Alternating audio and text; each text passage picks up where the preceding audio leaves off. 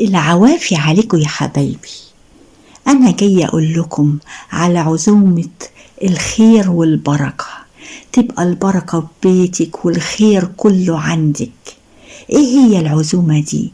إحنا داخل علينا شهر رمضان، وبنعمل كمان أعياد ميلاد، وبنعزم كمان قرايبنا في وقت رمضان وغير رمضان.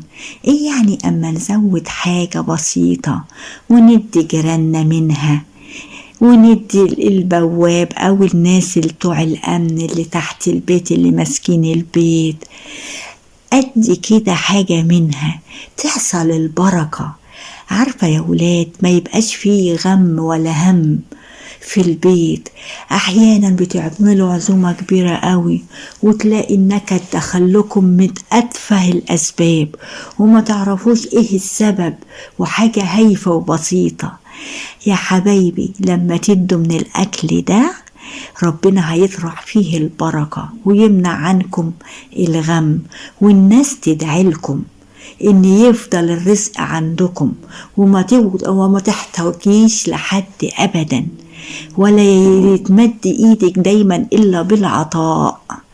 ها يا حبايبي، اسمعوا كلام خليك تونا، ومش نستنى اما ناكل وبعدين نحط الاكل يومين 3 في التلاجة ونديه ساقع وبارد للناس عشان نفسنا مش جايبة تاكلوا.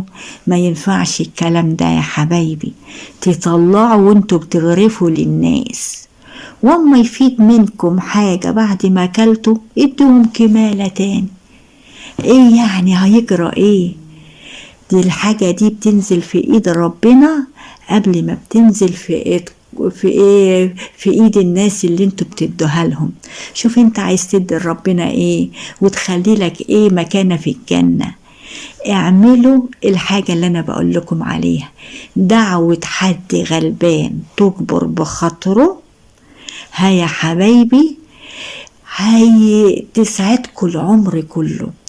وكمان انتوا يا حبايبي لو بتعرفي شاطرة في حلويات وجارتك وولاد جارتك ما بتعرفش تعمل لعيالها، اديها حبة مخلل، شاطرة في عمايلها ادي لجيرانك منهم. ده الحاجات دي اما تفرقوها تخش عليكم اضعاف مضاعفة من الخير يا حبايبي. ودايما الرزق يبقى في بيتك والخير والبركة في أي أكلة تعمليها، طبق محشي، أي حاجة. خلي دايما تاكلي وأكلي غيرك، وشوفي الرزق والسعادة والبركة في العيال هتبقى عندك ازاي، ومش في رمضان بس، طول السنة. ويا رب كل سنة وانتوا طيبين ويخش عليكم رمضان بخير. وما تنسوش دار الأيتام لو كان بكم دار مسنين، وتجمعوا كده انت وقرايبكم وأهليكم، اعملوا كده فطار. ها يا حبايبي، وما تنسوش تختموا القرآن في رمضان. بعد كل صلاة هنقرأ 4 صفح، يعني صفحتين وش وظهر. عقبال صلاة العشاء هتكوني ختمة جزء. الجزء ده بيتختم في قد ايه؟ بعد كل صلاة بتاخدي 5 دقايق بس. شوف انت بتقعدي تتكلمي في التليفون بالساعات، ايه يعني 5 دقايق وهتختمي المصحف فيه. وسيبكم من التمثيليات والخروج والتنطيط، التمثيليات دي ممكن تتحمل وتشوفوها، لكن رمضان لما يفوتكم هتجيبوه منين؟ وكل سنة وانتوا طيبين.